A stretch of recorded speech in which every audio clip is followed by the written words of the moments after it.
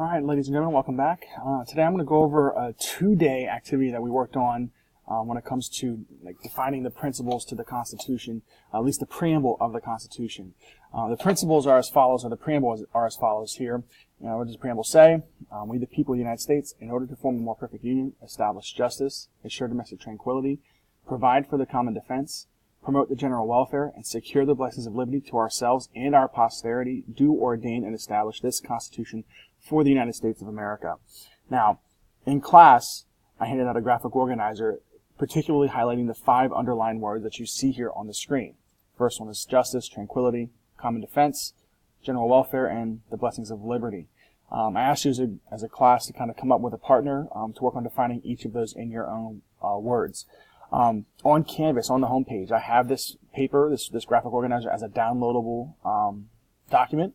I also have an article that we read after we got these our own definitions as well. Now, when we read the article, right here, I have underline, highlight important information, circle any difficult or confusing vocabulary. Now, the origins of these principles are from Governor Morris. He was a Pennsylvania delegate for the Constitutional Congress.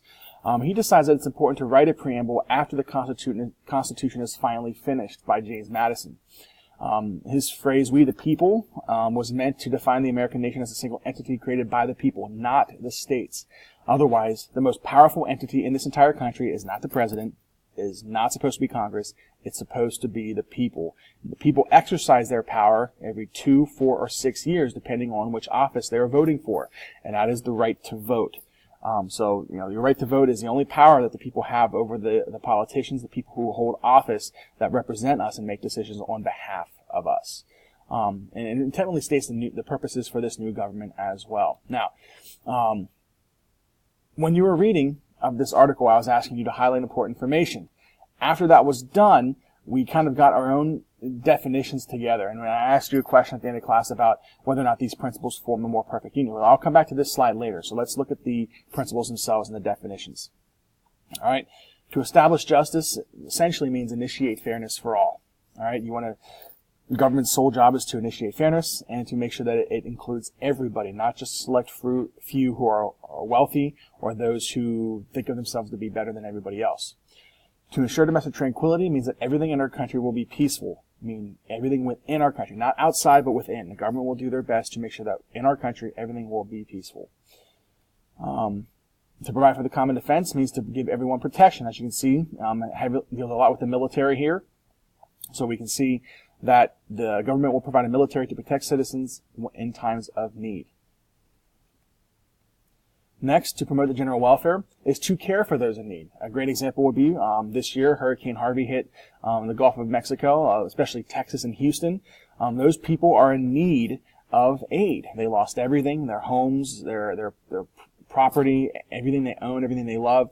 In terms of possessions, they lost. The government now hopefully will come in and put funds forward to care for those in need.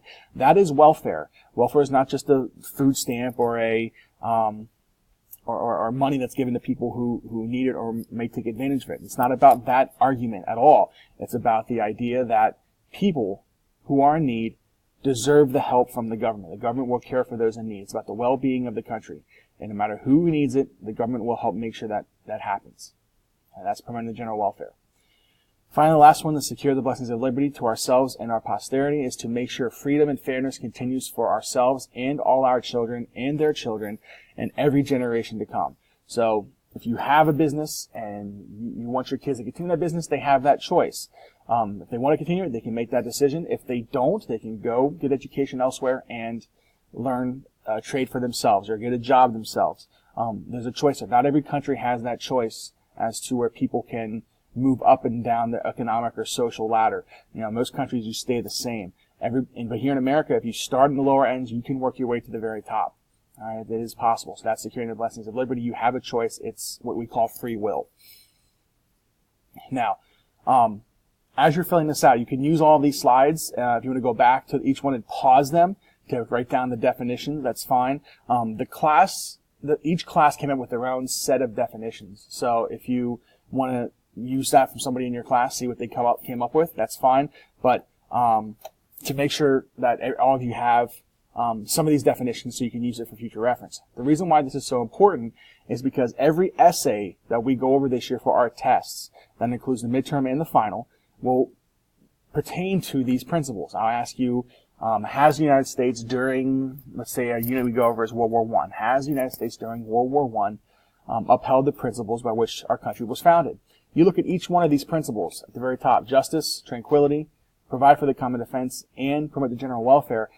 You will, and secure the blessings of liberty, and you'll have to decide which principle you want to focus on. For, let's say, World War I, you might focus on this one: provide for the common defense. Did the government establish a military to protect the citizens of the United States? Easy question. Take the evidence from the unit, and then support your answer. If you think it's yes, give that answer out. If it's no, again, provide the evidence.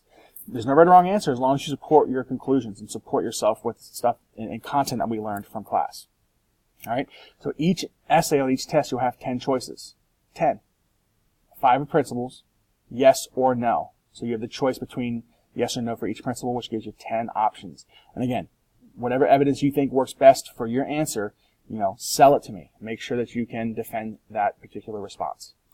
All right, so this is the most important area that we have here for this year, and these principles will follow us the rest of the year. So if you have any questions, again, come see me in class or email me at tmiller@cdschools.org.